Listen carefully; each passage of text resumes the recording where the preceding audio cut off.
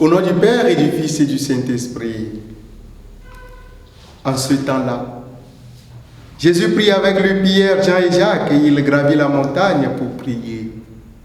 Pendant qu'il priait, l'aspect de son visage devint autre et son vêtement devint une blancheur éblouissante.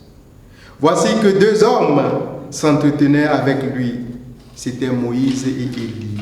Apparus dans la gloire, ils parlaient de son départ qui allait s'accomplir à Jérusalem. Pierre et ses compagnons étaient accablés de sommeil, mais restant éveillés, ils virent la gloire de Jésus et les deux hommes à ses côtés. Ces derniers s'éloignaient de lui quand Pierre dit à Jésus, « Maître, il est bon que nous soyons ici. Faisons 3 tentes, une pour toi, une pour Moïse et une pour Élie. » Il ne savait pas ce qu'il disait. Pierre n'avait pas fini de parler qu'une nuée survint et les couvrit de son ombre. Ils furent saisis de frayeur lorsqu'ils y pénétraient. Et de la nuée, une voix se fit entendre. « Celui-ci est mon fils, celui que j'ai choisi, écoutez-le. » Et pendant que la voix se faisait entendre, il n'y avait plus que Jésus, seul. Les disciples gardèrent le silence et en ces jours-là, ils ne rapportaient à personne rien de ce qu'ils avaient vu. Acclamons la parole de Dieu. Louange à toi, Seigneur Jésus. Bien-aimés dans le Seigneur, loué soit Jésus-Christ. Jésus vient d'annoncer sa passion prochaine et sa résurrection. Il a énoncé les conditions nécessaires pour le suivre et déclaré que certaines des personnes présentes verraient de leur vivant le royaume de Dieu. Et voilà qu'il a pris 3 de ses disciples en ce jour pour aller prier, comme il en avait l'habitude de le faire. Et là, dans la prière, ses disciples étaient à un moment donné ensommeillés, mais quand ils étaient éveillés, ils voient leur maître dans une gloire très éclatante. Alors, on dirait que Pierre était en extase, parce qu'il a vu Élie et Moïse aux côtés de leur maître.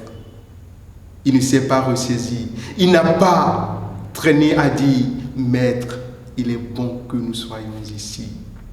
Construisons 3 tentes, une pour toi, une pour Moïse et une pour Élie. » Qu'est-ce que cela voudrait nous dire, frères et sœurs?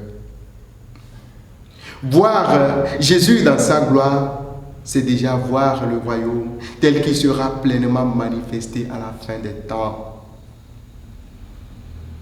Et bien voilà. Pendant ce temps de carême,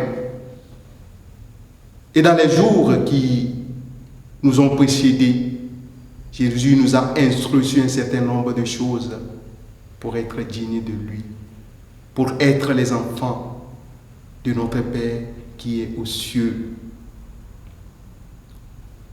Et aujourd'hui lui-même, il en donne l'exemple de la prière qui transfigure l'homme, la prière qui transforme la vie de l'homme. Si nous prions, frères et sœurs, nous serons transfigurés. Nous ne serons plus certainement comme nous étions. La prière convertit les cœurs. La prière nous rend resplendissants. La prière nous rend dignes à la présence du Seigneur. Voilà pourquoi nous ne devons pas nous décourager pendant ce temps de carême. Nous devons prier sans cesse comme notre Seigneur nous l'a demandé. Que les prières, les aumônes, les partages que nous faisons pendant ce temps de carême nous apportent une transfiguration. Transfiguration de notre vie humaine et spirituelle afin que nous soyons vraiment les fils du Très-Haut. Demandons au Seigneur d'être toujours en sa présence et de bénéficier un jour de la gloire qu'il nous a préparée. Donne ta vie à Dieu.